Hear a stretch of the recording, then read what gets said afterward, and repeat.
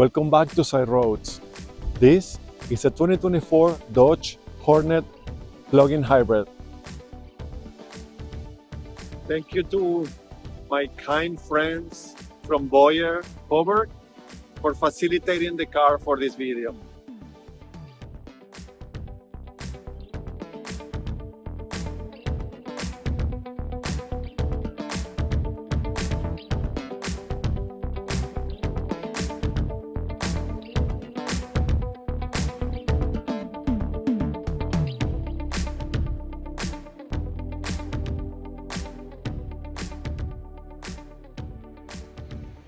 The Dodge Hornet interior. It has a very traditional design. It's pretty simple and easy to use. Because of that traditional design, you will feel at home as soon as you get in here. The materials are good, soft touch and high quality in most of the parts. There is a little bit of hard plastic, but there is no piano black, which is welcome. It has a 12.3 inches infotainment display and it's pretty straightforward to use and it's clear. Has plenty of functions. I like it. I have no complaints about it. It also has a 12.2 inches digital gauge cluster, which have some functions and changes a little bit on the information in the center, and is constantly giving you the information on the battery and of course the speed and the rev and all that. It's simple but useful and has everything you need for your daily use. The RT comes standard with features like the sport button and a power boost that adds something around 30 extra horsepower for a short period of time. I don't think you will ever need that, but it's cool to have, I guess. It has Brembo's front brakes. It has these column mounted paddle shifters, which are cool to use and they are fixed. My only thing of observation here is that they are in my way to the controls of the car, so you will have to get used to that, but you can get used to that pretty quickly as well. The RT, which is the base plug-in hybrid model, has a heated seat and heated steering wheel. And talking about the steering wheel, it is really nice in your hands. It has a nice leather wrap. The design and everything is pretty sporty. I really like this. The RT Plus comes with additional features like a sunroof, a premium sound system, wireless charging, which this one doesn't have because this is the RT and not the Plus, and leather seats with ventilation and heating. This one comes with heated seat and heated steering wheel, which is also pretty handy. Your air conditioning controls are also here, pretty clear, hard buttons. The main functions are here and easy to use, and you can replicate what you do here in the screen, and you can do some of the options from the screen directly, so you get it all. It's super easy and friendly for daily use. Two cup holders and a center console with an armrest is comfortable. The center console is sufficient, I would say. The seats are really comfortable and have this sporty design. I really like it. I really like this car.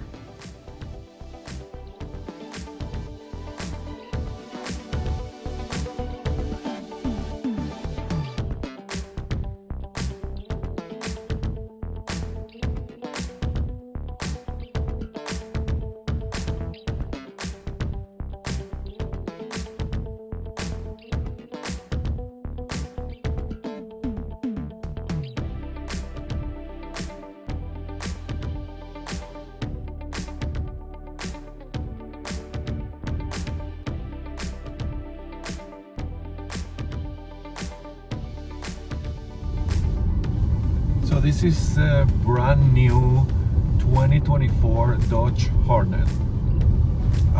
It comes in 4 trims, and the 4 trims are divided by the gas-only engine and then by the plug-in hybrid, which is the one that I'm driving now. So in Canada and in the US, the 2 top trims, which are the RT and the RT Plus, are the ones that are plug-in hybrids. It comes with a 1.3 liter turbo engine, 4 cylinders, that produces 288 horsepower and 383 pound-feet of torque, which is a lot for the size of this car and this type of car. So you will never be wanting more power. This is plenty for this. On gas alone, produces 180 horsepower, which is very interesting because with this, Dodge is doing something with this little plug-in hybrid that not all the brands have done, which is having an engine that when the battery is depleted can be sufficient for the type of the car. But 180 horsepower you will find in plenty of gas-only engines, especially on the compact class. In the subcompact though, engines are typically around or between 140 horsepower to 160 horsepower, depending on the brand. But the way that this is conceived and produced is pretty smart. If you get out of battery, you will still have a normal car with a sufficient engine to do everything that you need to do. So you won't be losing anything, even by losing the power or the battery. Of course, you will be losing the efficiency and the range, but my point, I guess, is you won't suffer or have to live with a totally different car just because you didn't plug it in. Now, the secret for plug-in hybrids is to plug in the cars, and these ones has around 50 kilometers of range, which is sufficient. I mean, you can commute back and forth with that, or at least go one way. And even if you combine it when you are around the city, you will be mostly on electric power only. So that will make your refilling the tanks really low. You will have to go to gas stations if a lot fewer times than when you use only gas. This one is paired with a 6-speed automatic transmission. It has a standard all-wheel drive for all the 4 models in Canada.